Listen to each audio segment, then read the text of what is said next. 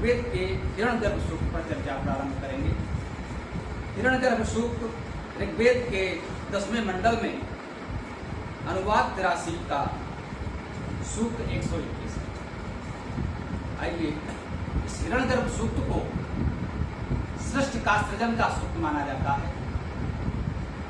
वेद में अनेक सूक्तों को ये मान्यता है कि सृष्टि का सृजन कैसे हुआ, निर्माण कैसे हुआ, इस सृष्टि के सृजन और विकास का क्रम क्या रहा, ये सृष्टि कैसे बनी है, उसकी चर्चा कुछ सूक्तों में की गई है। उन्हें हम लोग सृष्टि सूक्त कहते हैं। हिरण्यगर्भ सूक्त भी सृष्टि सूक्तों में एक माना जाता है। अतः ये प्रमुख वेद सूक्त भी माना जाता है। हम लोग आज इसके प्रथम मंत्र पर चर्चा करेंगे।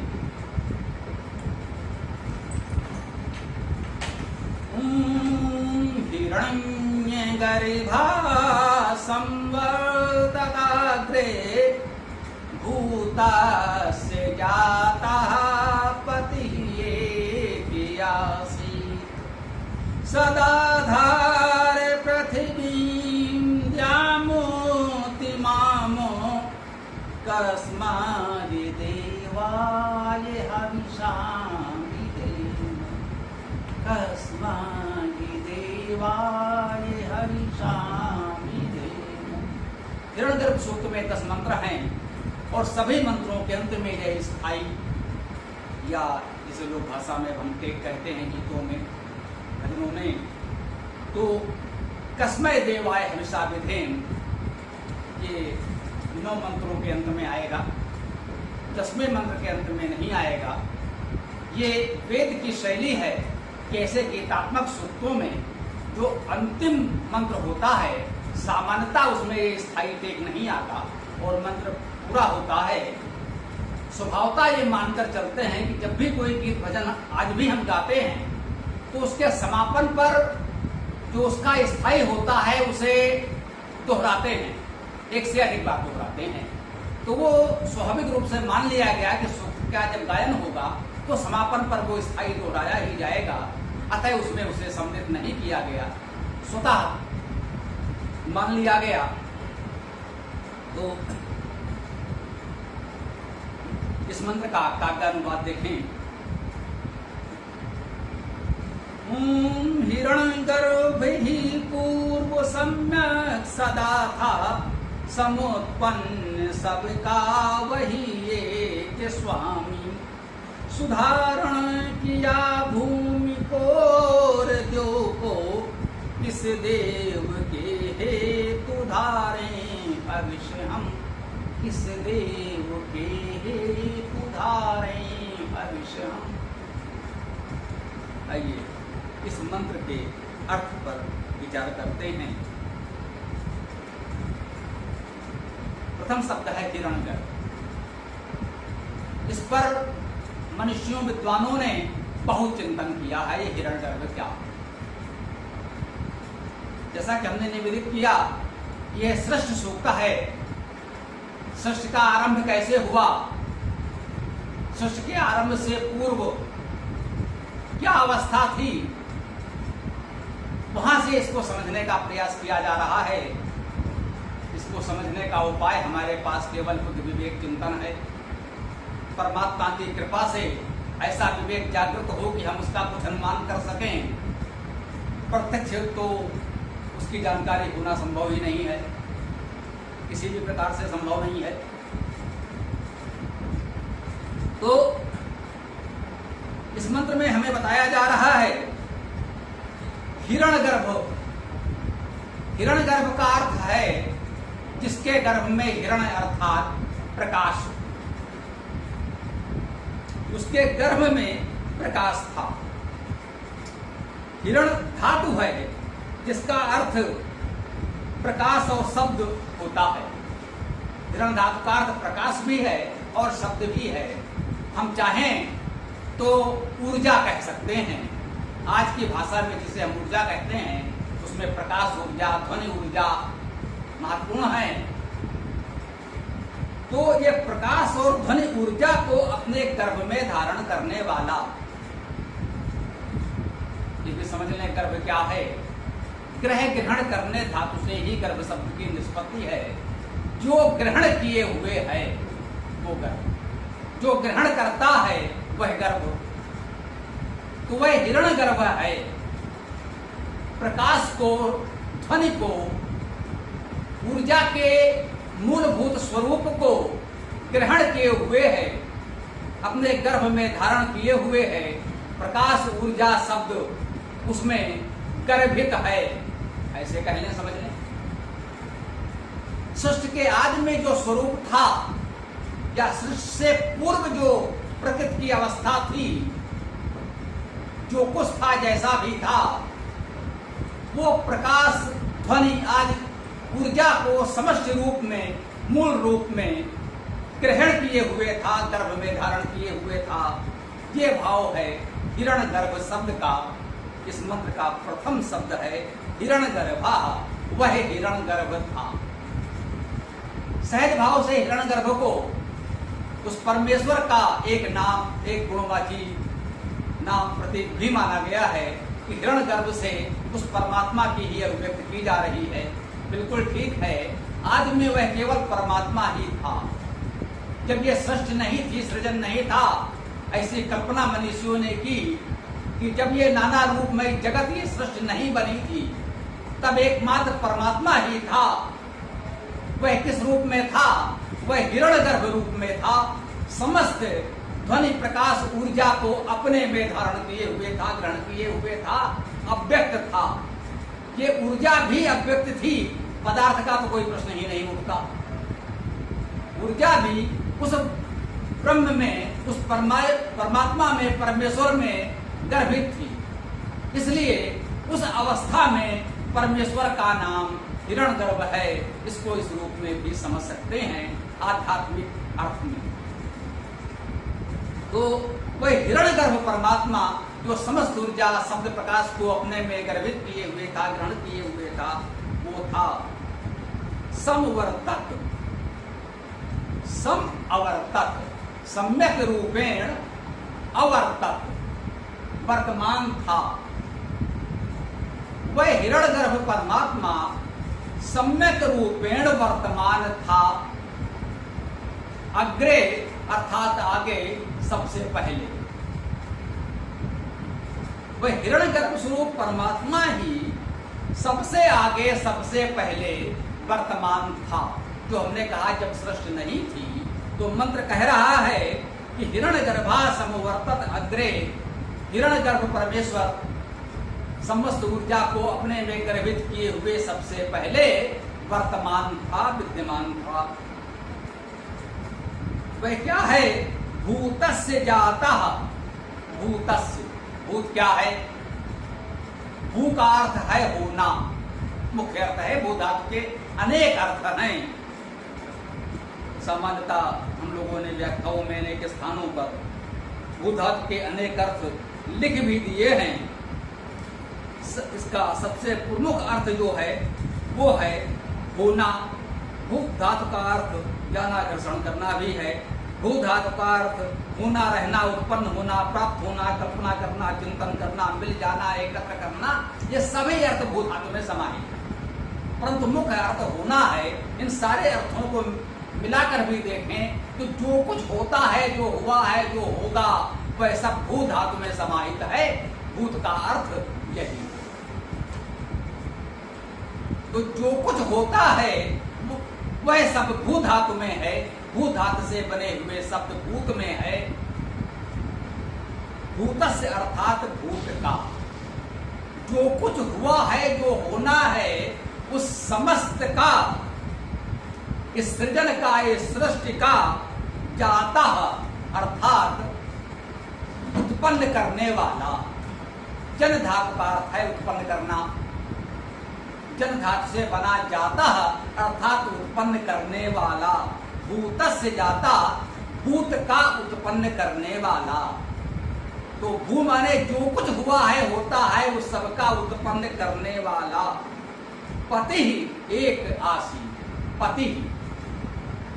पत धातु का अर्थ सामान्यतः जो इस समय अधिक प्रचलित है वो है पतन, गिरना।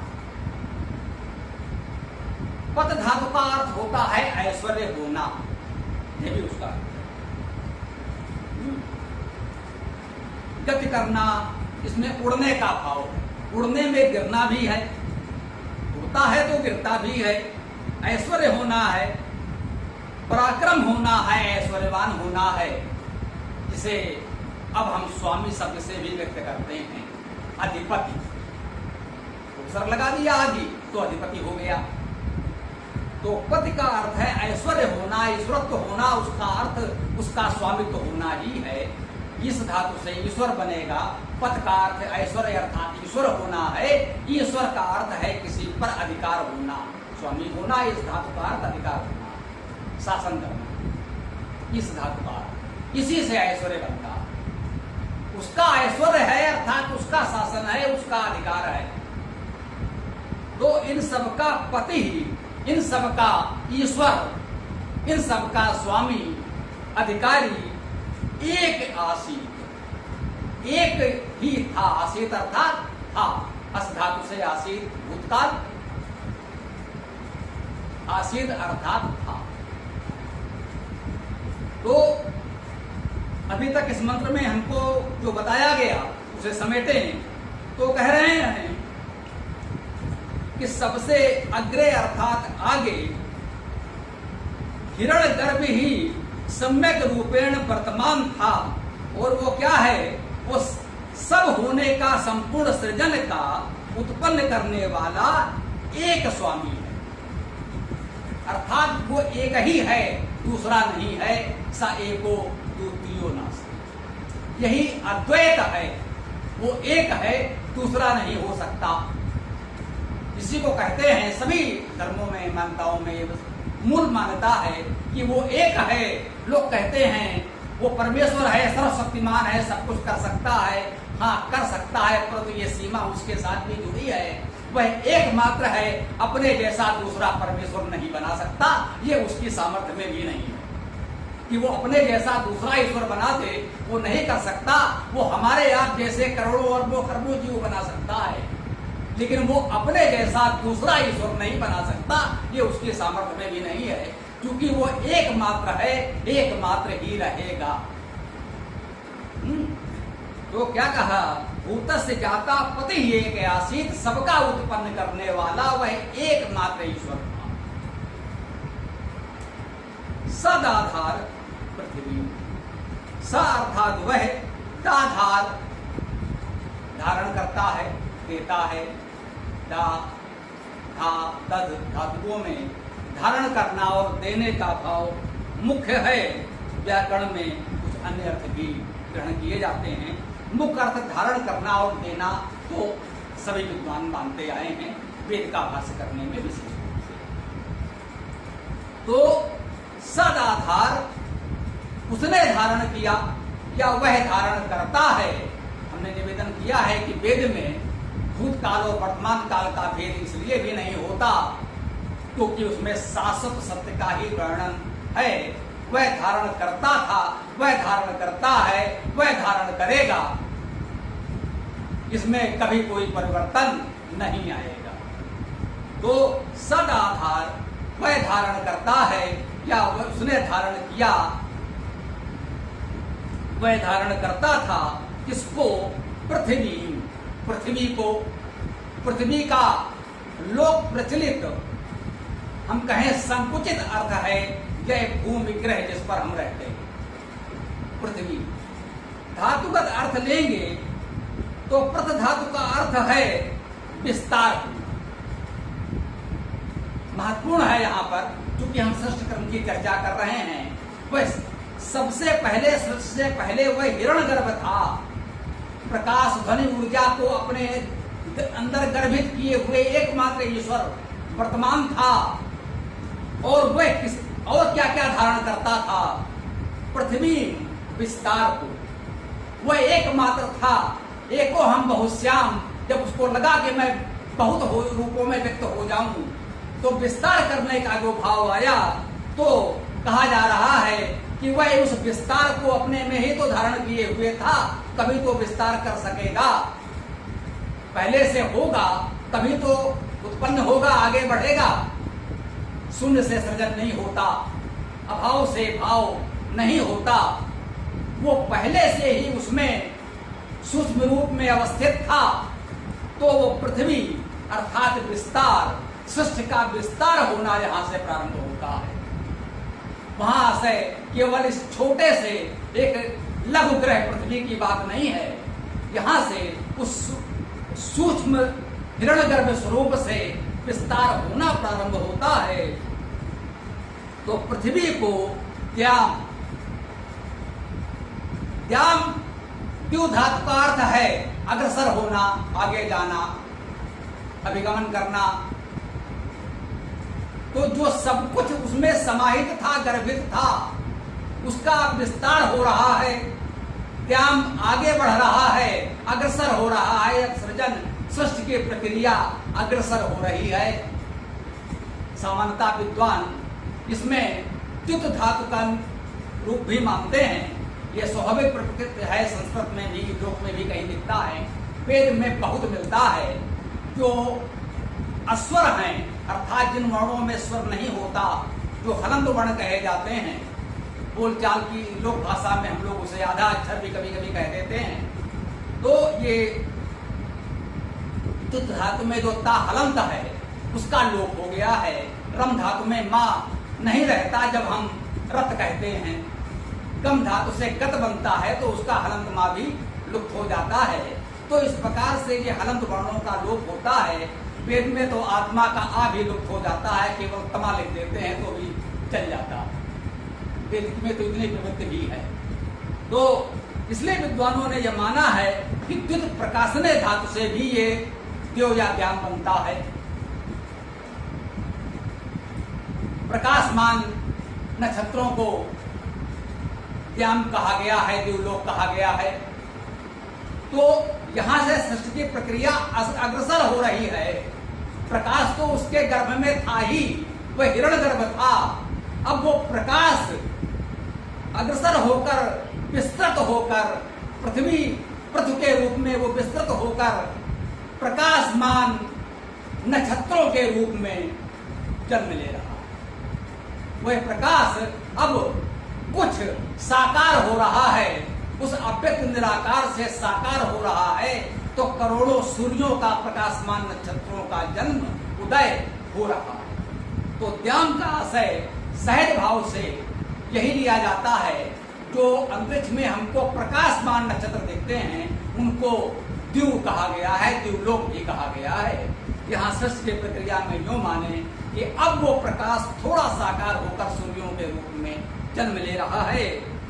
द्याम उत इमाम, उत का अर्थ तथा और के अर्थ में आता है कि उसने इस पृथ्वी को, द्युलोक प्रकाशमान नक्षत्रों को इसी प्रकार धारण किया, दिया। हम श्रद्धा भाव से कहते हैं उस परमेश्वर ने हमारे लिए ये पृथ्वी, ये सूर्य दिए। सृष्टि की प्रक्रिया में जो हम तार्किक दृष्टि से देखते हैं तो हम कहते हैं उसने इन सब का विस्तार किया, अग्रसर किया, सृजन किया, व्यक्त किया, धारण किया।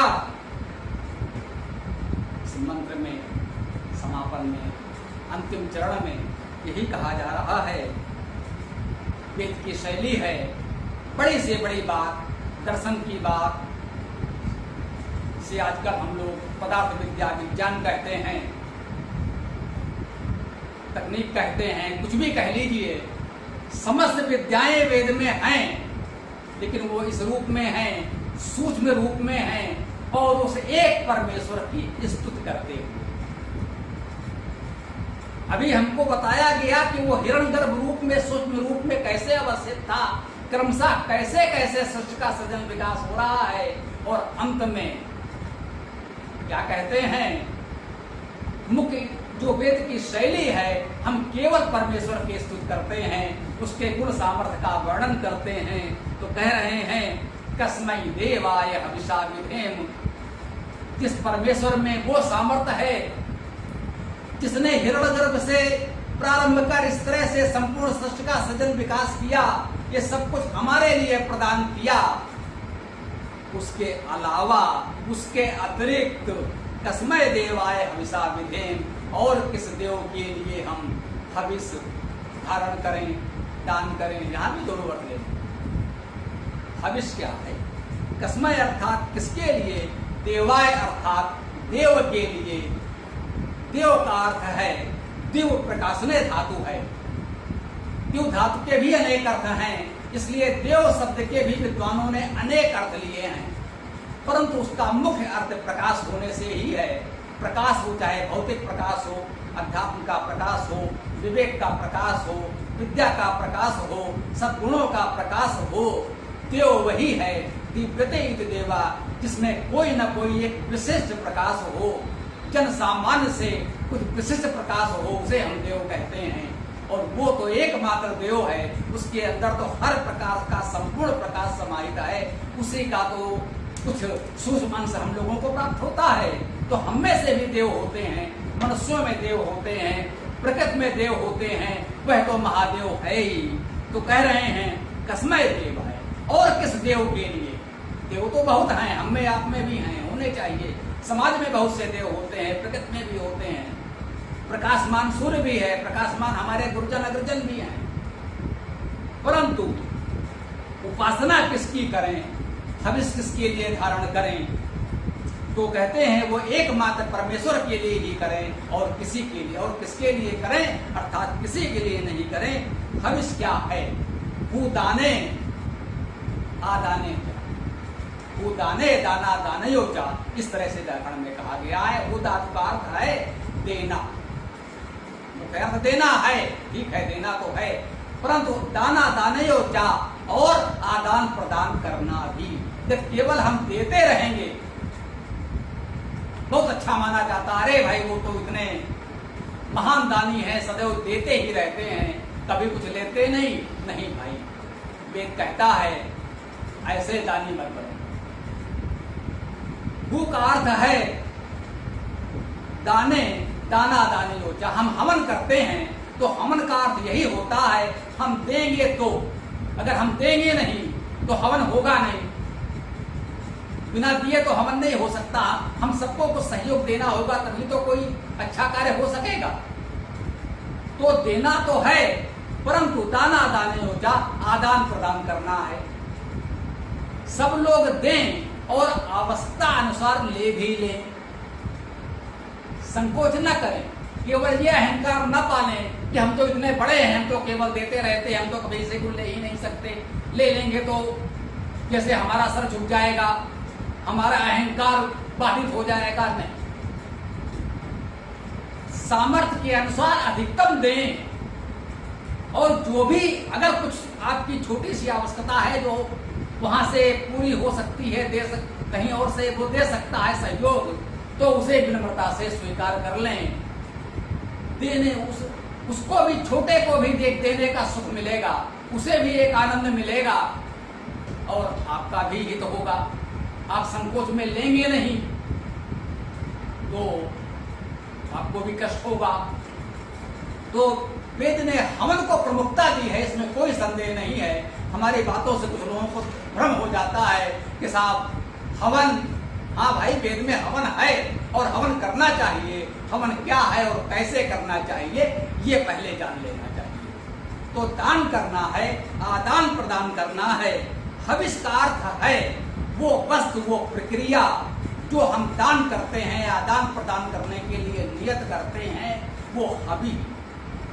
विसर्ग का शा भी हो जाता है तो हविष कहते हैं या हवि कहते हैं। हमेशा हवन में कहते हैं हवि अर्पण करो, जो अर्पण किया जाता है उसे हवि कहते हैं, और उस प्रक्रिया को हवन कहते हैं। बिल्कुल सत्य है, शब्द सा सत्य है। तो जो कुछ देने योग्य, आदान प्रदान के योग्य वस्तु हमने नियत की है वो हवि है। तो कह रहे हैं किसके लिए, किस देव के लिए ये अपनी हवि हम विधेम, विधान करें। विधि धातु है विधान करना, जिससे हमारे विधान बनते हैं। तो विधेम में विधान करें, विशेष रूप से धारण करें कि उपसर्ग और धातु मान लें तो विशेष रूप से धारण करें, और धा में धारण करने के साथ दान का भाव है। तो तो दान करें, प्रदान करें, हम अर्पण समर्पण करें।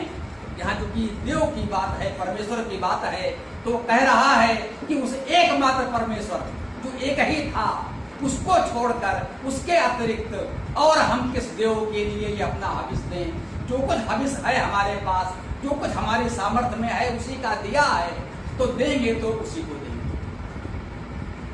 हम संसार में जिसको भी देते हैं, जब कहते हैं वही एकमात्र था, वही विविध रूपों में व्यक्त हुआ है। तो यहाँ भाव ये है कि जिसको भी हम देते हैं, ये मान कर दें कि ये उसका दिया है, उसी को समर्पित कर रहे हैं। हे प्रभु, ये तुम्हारी वस्तु है, तुमको ही समर्पित है। किसी भी रूप में तुमने ही हमको दिया है और दूसरे रूप में तुम लेने आ गए हो। यही हवन है, आदान प्रदान है। वही प्रभु किसी रूप में हमको देता है और किसी दूसरे रूप में हमसे लेने आ जाता है। ये संपूर्ण सृष्टि है तो उसी का व्यक्त रूप, उसी अव्यक्त का व्यक्त रूप ही तो व्यक्ति है। व्यक्ति शब्द ही बता रहा है, वो तो अव्यक्त है। जब वो व्यक्त हो जाता है तो व्यक्ति बन जाता है। हम सब व्यक्ति हैं, अर्थात उसी एकमात्र निराकार परमेश्वर की अभिव्यक्ति। ये सभी मंत्रों में इसी प्रकार से बताया जाएगा कि सृष्टि के सृजन की प्रक्रिया कैसे चली। पुरुष सूक्त पर हम लोगों ने चर्चा की है, उसे भी सृष्टि का सूक्त माना जाता है। उसमें भी यही बताया गया था कि सृष्टि क्रमशः कैसे विकसित हुई है। आज की चर्चा को हम यहाँ विराम देंगे।